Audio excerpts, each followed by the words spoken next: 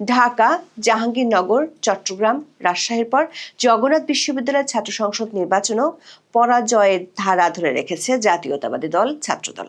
বিপরীতে আবারও বিজয়ের আসন ধরে রেখেছে জামাতের ছাত্র সংগঠন, ইসলামী ছাত্র শিবির। যোগসু নির্বাচনটি এমন এক সময় হলো যখন সারা দেশে বইছে তারেক রহমানের জোয়ার। প্রভাবশালী মিডিয়া থেকে শুরু করে ব্যবসায়ী, সুশীল সমাজের অকুণ্ঠ সমর্থন পাচ্ছে বিএনপি। প্রশ্ন হলো, বিএনপির যে জোয়ারের কথা বলা হচ্ছে তার মাঝে জগন্নাথের ফল কি বার্তা দিচ্ছে? ধারাবাহিকভাবে পাবলিক বিশ্ববিদ্যালয় ছাত্রদলের ভরাডুবি কি একেবারেই বিচ্ছিন্ন ঘটনা?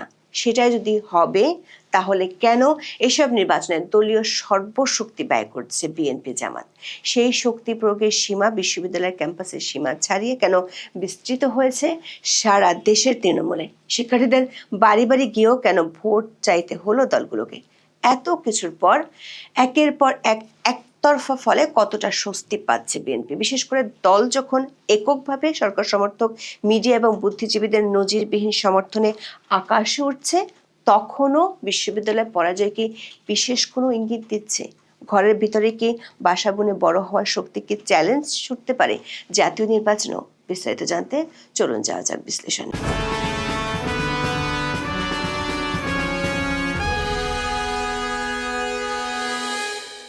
জগন্নাথ বিশ্ববিদ্যালয় কেন্দ্রীয় শিক্ষার্থী সংসদ নির্বাচনকে কেন্দ্র করে প্রায় 1.5 মাস ধরে ঘটছিল নানা তুগলকি কাণ্ড। মোট 3 দফা স্থগিত হয় নির্বাচন।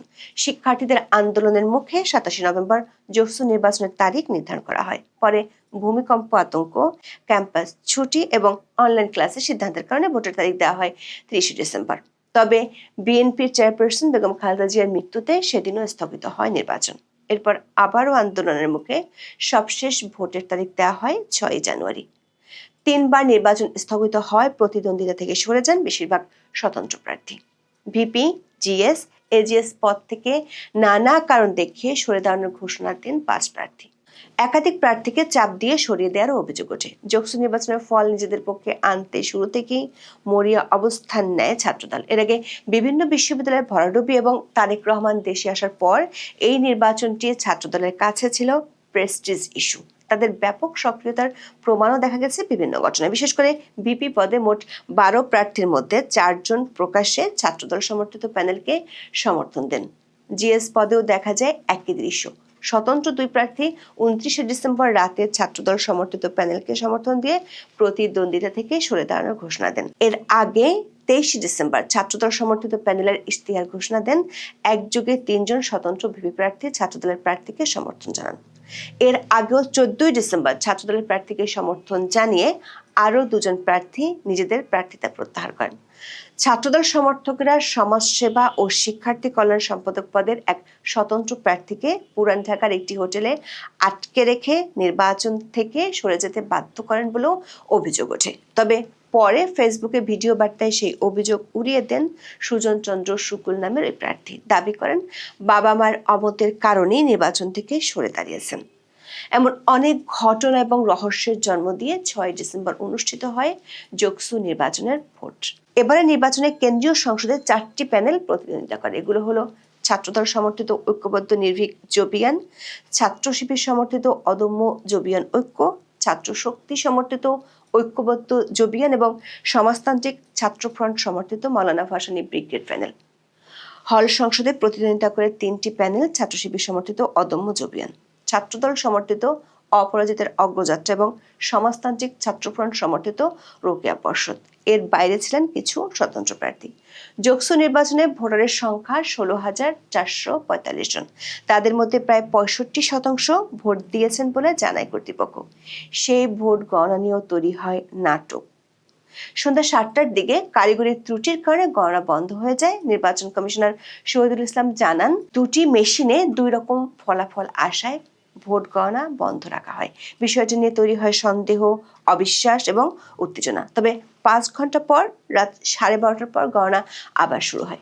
জগন্নাথ বিশ্ববিদ্যালয় কেন্দ্রীয় শিক্ষার্থী সংসদ নির্বাচনকে কেন্দ্র করে বিএনপি, জামাত এবং তাদের 2 ছাত্র সংগঠনের মরিয়া অবস্থান ছিল চোখে পড়ার মতো। ফলাফল নিজেদের দিকে টানতে 2 ছাত্র সংগঠনে ছিল প্রচন্ড সক্রিয়। বিশেষ করে তারেক রহমান দেশে ফেরার পর তাকে যোগসু বিজয়কে স্মারক উপহার দিতে ছাত্রদল টানা সক্রিয়তা বজায় রাখে। ক্যাম্পাসে ছড়িয়ে পড়ে যে কোনো মূল্যে যোগসুতে জয় চান বিএনপির ভারপ্রাপ্ত চেয়ারম্যান। তবে শেষ পর্যন্ত পরাজয়ের বৃত্তি বন্দী থাকতে হচ্ছে ছাত্রদলকে। যোগসুর শীর্ষ ৩ পদে জয় পেয়েছে ইসলামী ছাত্র শিবির সমর্থিত অদম্য জবিয়ন ঐক্য প্যানেল। ভোট গ্রহণের একদিন পর বুধবার রাতে ঘোষিত ফলে সহসভাপতি বা ভিপি নির্বাচিত হয়েছেন রিয়াজুল ইসলাম। তিনি ৫,৫৫৮ ভোট পেয়ে নির্বাচিত হয়েছেন। তার নিকটতম প্রতিদ্বন্দ্বী ছাত্রদল ও ছাত্র অধিকার পরিষদ সমর্থিত প্রার্থী AK-M রাকিব পেয়েছেন ৪,৬৮৮ ভোট। ফলে ভিপি পদে রিয়াজুল ইসলাম ৮৭০ ভোটের ব্যবধানে জয়লাভ করেন। সাধারণ সম্পাদক বা GS পদে শিবির সমর্থিত অদম্য জবিয়ন ঐক্য প্যানেল আব্দুল আলিম আরিফ পেয়েছেন ৫,৪৭০ ভোট। তার নিকটতম ছাত্রদল সমর্থিত ঐক্যবদ্ধ নির্ভীক জবিয়ন প্যানেলের GS প্রার্থী খদিজাতুল কুবরা পেয়েছেন ২,২০৩ ভোট। ৩,২৬৭ ভোট বেশি পেয়েছেন শিবির প্রার্থী। কমিটিতে তার সঙ্গে সাধারণ সম্পাদক বা GS হয়েছেন আব্দুল আলিম আরিফ এবং সহ সাধারণ সম্পাদক বা AGS হয়েছেন মাসুদ রানা। এর মধ্য দিয়ে জাকসু ও রাকসুর জয়ের ধারাবাহিকতা ধরে রাখলো জামায়াত ইসলামীর ছাত্র এই সংগঠনটি। দর্শক, অন্তর্বর্তী সরকার ক্ষমতায় আসার পরপরই ছাত্রলীগকে নিষিদ্ধ করা হয়। এরপর একে একে বিভিন্ন বিশ্ববিদ্যালয়ে কেন্দ্রীয় শিক্ষার্থী সংসদ নির্বাচন শুরু হয়। আর তখন থেকেই প্রকাশিত হচ্ছে বিশ্ববিদ্যালয়গুলোতে ছাত্রদলের রুগ্ন অবস্থান। ছাত্র শিবিরকে টেক্কা দেয়া তো দূরের কথা, এর আগের নির্বাচনগুলোতে রীতিমতো বিপর্যয়ের শিকার হতে দেখা গেছে। প্রধান পদগুলোতে শিবির নেতারা জিতেছেন ছাত্রদলের প্রার্থীর চেয়ে কয়েক গুণ বেশি ভোটের ব্যবধানে। সবার আগে নির্বাচন হয় ঢাকা বিশ্ববিদ্যালয়ে। এতে ছাত্র শিবিরের সাদিক কায়েম ১৪,০০০-এর বেশি ভোট পেয়ে ভিপি নির্বাচিত হন। তার নিকটতম প্রতিদ্বন্দ্বী ছাত্রদলের আবিদুল ইসলাম খান পান মাত্র ৫,৭০৮ ভোট। GS পদে ছাত্র শিবিরের নেতা SM ফরহাদ প্রতিদ্বন্দ্বী ছাত্রদলের তানবীর বারী হামিমকে ৫,০০০ ভোটের ব্যবধানে হারিয়েছিল। AGS পদে জিতেছিলেন ছাত্র শিবিরের মহিউদ্দিন খান। এরপর জাহাঙ্গীরনগর বিশ্ববিদ্যালয়ে আরও করুণ চিত্র দেখা গেছে। প্রায় ৩৩ বছর পর প্রথম জাকসু নির্বাচন অনুষ্ঠিত হয় গত বছরের ১১ সেপ্টেম্বর। এতে ২৫ পদের ২০টিতেই বিজয়ী হয় ছাত্র শিবির সমর্থিত প্যানেল। বাকিগুলোতে বাক্সেস এবং স্বতন্ত্র প্রার্থীরা বিজয়ী হলেও ছাত্রদলের ঝুলে ছিল শূন্য। ভিপি পদে ৩,৩৩৪টি ভোট পেয়ে জয়ী হন স্বতন্ত্র প্রার্থী আব্দুর রশিদ জিতু। আর নিকটতম প্রতিদ্বন্দ্বী ছাত্র শিবিরের আরিফুল্লাহ পান ২,৩৯২ ভোট। আর চতুর্থ অবস্থান দখল করা ছাত্রদলের ভিপি প্রার্থীর ভোট ছিল মাত্র ৬৪৮টি। চট্টগ্রাম বিশ্ববিদ্যালয় কেন্দ্রীয় ছাত্র সংসদ নির্বাচন হয় গত বছরের ১৫ অক্টোবর। ৩৬ বছর পর অনুষ্ঠিত ওই নির্বাচনেও ভিপি GS পদে বিজয় হয় ছাত্র শিবিরের। তবে জাকসু নির্বাচনে AGS পদটির দখল নিতে সক্ষম হন ছাত্রদলের আইবুর রহমান তৌফিক। ছাত্রদলের ভরাডুবির ধারা রাজশাহী বিশ্ববিদ্যালয় অব্যাহত থাকতে দেখা গেছে। ৩৫ বছর পর গত বছরের ১৬ অক্টোবর অনুষ্ঠিত হয় রাকসু নির্বাচন। এই নির্বাচনে শিবির সমর্থিত সম্মিলিত শিক্ষার্থী জোট প্যানেল ২৩টি কেন্দ্রীয় পদের মধ্যে ২০টিতে জয় পায়। এর মধ্যে ভিপি এবং GS পদ রয়েছে। এই বিশ্ববিদ্যালয়ে ছাত্র শিবিরের বিরুদ্ধে ন্যূনতম প্রতিদ্বন্দ্বিতা গড়তে পারেনি ছাত্রদল। প্রশ্ন হলো, দেশের বিভিন্ন প্রান্তের পাবলিক বিশ্ববিদ্যালয়গুলোতে ছাত্র শিবিরের কাছে ছাত্রদলের ভূমিদস্যু পরাজয়কে কি বিচ্ছিন্ন ঘটনা হিসেবে দেখার সুযোগ আছে, নাকি এটি সারা বাংলাদেশের রাজনৈতিক বাস্তবতারই একটি প্রতিফলন?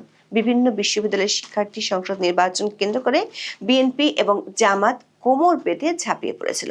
এর মধ্যে এমন একমুখী ফল বিএনপির জন্য দুশ্চিন্তার কারণ বলে মনে করছেন অনেক পর্যবেক্ষক। বিশেষ করে তারেক রহমান দেশে আসার পরেও ছাত্রদলের পরাজয় অব্যাহত থাকার ঘটনায় ভুরু কুঁচকে যাচ্ছে বিএনপিরও।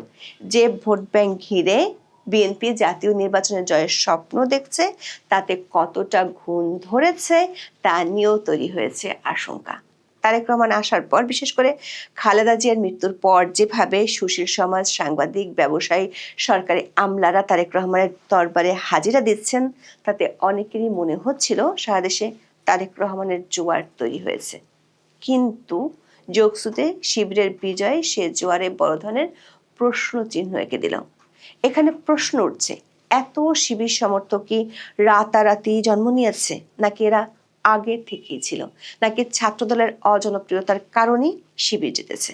২০২৪ সালের ৫ই আগস্ট পর্যন্ত জামাত শিবির ও বিএনপি ছাত্রদল ছিল ভাই ভাই।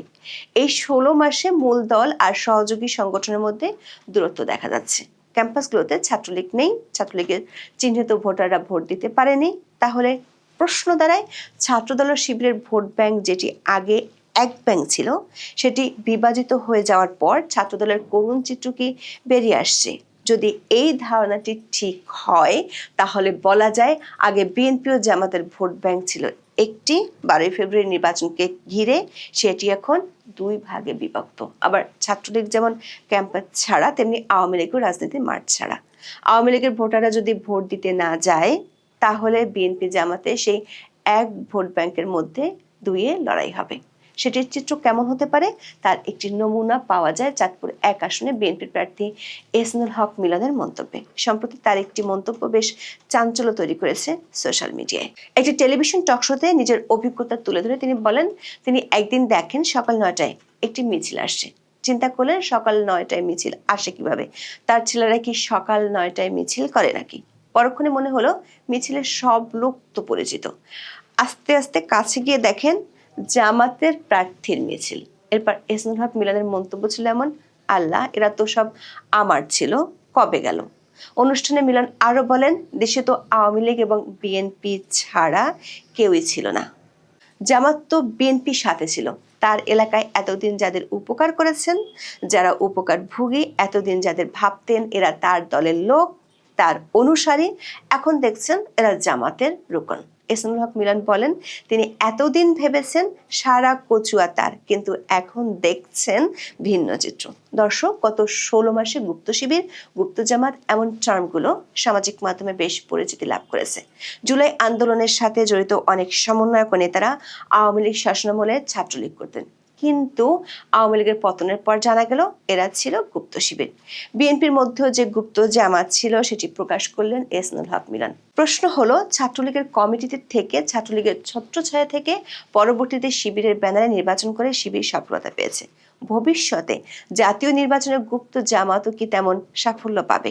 তাহলে তারেক রহমান দেশে আসার পর যে জোয়ার তৈরি হয়েছে সেটি কি এক ধরনের মরীচিকা? তবে অনেকেরই যুক্তি, 5, 10, 20 হাজার ভোটার নিয়ে গড়া ছাত্র সংসদ নির্বাচনগুলোর তুলনায় জাতীয় নির্বাচনের মতো মহাযজ্ঞের সাথে তুলনা চলে না। ভোটারের সংখ্যা, ব্যাপ্তি আর কলবরের যুক্তি অনুযায়ী একথা অনেকে মেনেও নেন। তা সত্ত্বেও জাতীয় নির্বাচনের আগে একটি ছাত্র সংসদের নির্বাচনে শিবিরের জয় বিএনপিকে অনেক বেশি ভাবিয়ে তুলবে। বিশেষ করে ঢাকা ও ঢাকার নিকটে 3টি ছাত্র সংসদে জামাতের আধিপত্য এই এলাকার নির্বাচনগুলোতে তাদের পেশি শক্তির উপস্থিতি হয়তো ভিন্নভাবে জানান দিতে পারে। এখন এ পর্যন্ত। সবাই ভালো থাকুন, সুস্থ থাকুন, নিরাপদে থাকুন। দেখা হবে আগামী পর্বে।